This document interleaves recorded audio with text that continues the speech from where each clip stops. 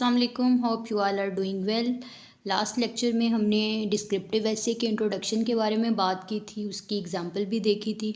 अब हम आर्गुमेंटेटिव एसे पे बात करेंगे, क्योंकि ज़्यादातर जो टॉपिक्स पेपर में आते हैं स्पेशली सीएसएस पीएमएस में, वो ज़्यादातर आर्गुमेंटेटिव नेचर के ही होते हैं।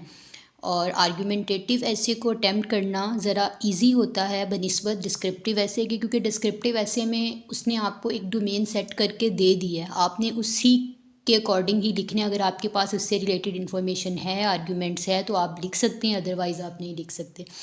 लेकिन आर्गुमेंटेटिव ऐसे में ये होता है कि आप टॉपिक को अपने अकॉर्डिंग लिख सकते हो, आप अपना स्टांस लेते हो, आप अगेंस्ट भी स्टांस ले सकते हो, आप टॉपिक के हक में भी लिख सकते हो, ये आप पे डिपेंड कर रहा होता है। लेकिन मसला सिर्फ ये है कि आपको पता होना चाहिए कि आपने आर्गुमेंटेटिव ऐसे को किस तरीके से अटैम्प्ट करना है।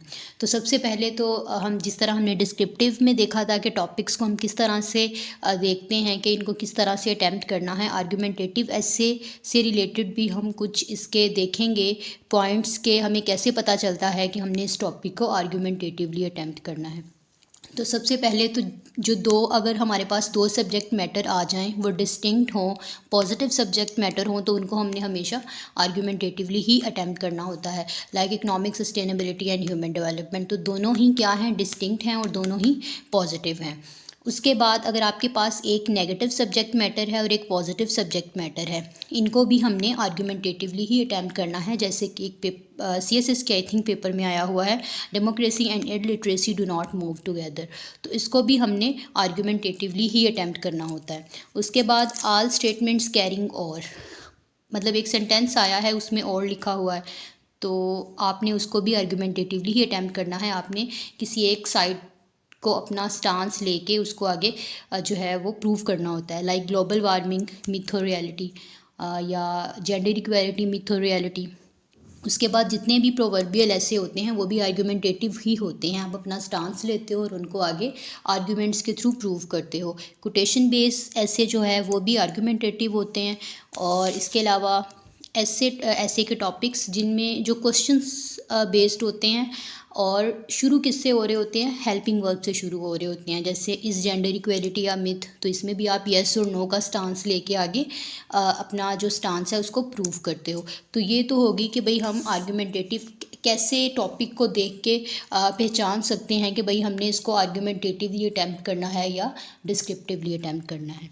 अब हम देख लेते हैं एक और अहम चीज़ कि आर्गुमेंटेटिव अगर टॉपिक, पहले तो हमने देख लिया कि भाई ये आर्गुमेंटेटिव है, फिर हमने आगे देखना होता है कि आया कि ये डिबेटेबल है या नॉन डिबेटेबल है। अगर तो वो टॉपिक डिबेटेबल है और आप जस्ट अपना स्टांस लिख के उसको प्रूव कर रहे हो, तो वो गलत हो जाता है। क्यों? क्योंकि उसके मुखालिफ साइड भी तो एग्जिस्ट करती है, उसका मुखालिफ स्टांस भी तो एग्जिस्ट करता है, तो उनके आर्ग्यूमेंट्स भी तो हैं। आपने उनके आर्ग्यूमेंट्स को भी एक्नॉलेज करना है, लेकिन उन आर्ग्यूमेंट्स को रेफ्यूट करके अपने आर्ग्यूमेंट्स के थ्रू प्रूव करना है कि भाई मैं जो बात कह रहा हूँ वो ठीक है। लेट डाउन नहीं करते दूसरे के जो आर्ग्यूमेंट को, उनके स्टांस को एक्नॉलेज करते हैं कि हाँ ऐसे ही है, लेकिन साथ में अपना आर्ग्यूमेंट देते हैं कि भाई मेरा स्टांस इस वजह से ये है कि इसका सबूत ये मौजूद है। और डिबेटेबल ऐसे में हम क्या करते हैं, एंटीथीसिस भी देते हैं। एंटीथीसिस क्या है कि हमारे जो अगेंस्ट स्टांस है इसको हम एंटीथीसिस कहेंगे, लेकिन जो थीसिस स्टेटमेंट है वो क्या होगा, वो हमारा स्टांस होगा। ठीक है, हमने इसको प्रूव करना है, लेकिन एंटीथीसिस को हमने क्या करना है, एक्नॉलेज भी करना है और उसको रेफ्यूट करना है, किसके साथ, अपने आर्ग्यूमेंट्स के साथ। ठीक। और अब हम बात कर लेते हैं नॉन डिबेटेबल की। नॉन डिबेटेबल में हमने खाली अपना स्टांस लेना होता है, यानी कि थीसिस स्टेटमेंट। ठीक है, और उसी थीसिस स्टेटमेंट को हमने क्या करना होता है, पूरे ऐसे में प्रूव करना होता है आर्ग्यूमेंट्स के थ्रू। लाइक अगर आपके पास टॉपिक आया है एआई हैज़ इंक्रीज्ड अनएम्प्लॉयमेंट, तो अब आप देखें कि आपको पता है कि ये इसमें कॉजेज़ इम्पैक्ट्स वे फॉरवर्ड उसने नहीं पूछे, तो ये डिस्क्रिप्टिव ऐसे नहीं है। ठीक है, उसके बाद दूसरा, आपने जब देख लिया कि ये आर्गुमेंटेटिव ऐसे है, उसके बाद आप देखोगे कि भाई ये डिबेटेबल है या नॉन डिबेटेबल है। ठीक है। अब कुछ लोग हैं वो कहेंगे कि हाँ भाई एआई की वजह से जो अनएम्प्लॉयमेंट है ना वो इंक्रीज़ होगी और फ्यूचर में भी इंक्रीज़ हो सकती है, लेकिन कुछ लोगों का ये भी तो स्टांस है कि नहीं, एआई की वजह से मज़ीद एम्प्लॉयमेंट जो है वो बढ़ेगी थ्रू अपस्किलिंग और स्किल्स वगैरह प्रोवाइड करके। तो एआई जो है उसने अनएम्प्लॉयमेंट को बढ़ाया नहीं है, बल्कि एम्प्लॉयमेंट अपॉर्चुनिटीज़ जो हैं वो प्रोड्यूस कर रहा है। तो जब हमने ये देखा कि भाई हमारे अगेंस्ट स्टांस मौजूद है, तो हम क्या करेंगे, हम इसको एंटी थीसिस भी इसका लिखेंगे और थीसिस स्टेटमेंट भी इसका लिखेंगे। ठीक है। और लेकिन अगर कोई ऐसा टॉपिक आ जाता है जिसका हमें पता है कि भाई इसके मुखालिफ व्यू हो ही नहीं सकता, ठीक है, ये एक जनरल ट्रूथ है, ये एक जनरल बात है, ये हकीकत है, इसका एंटी थीसिस नहीं हो सकता, तो उसमें हम सिर्फ थीसिस स्टेटमेंट देते हैं और उसका अपना जो स्टांस है उसको प्रूव करते हैं। लेकिन जो ज़्यादातर टॉपिक्स पेपर में आते हैं वो ज़्यादातर डिबेटेबल ही होते हैं, क्योंकि एग्जामिनर ने देखना होता है कि आपका स्टांस क्या है और आप दूसरे के स्टांस को किस तरह से समझते हो, उसको किस तरह से रिफ्यूट करते हो।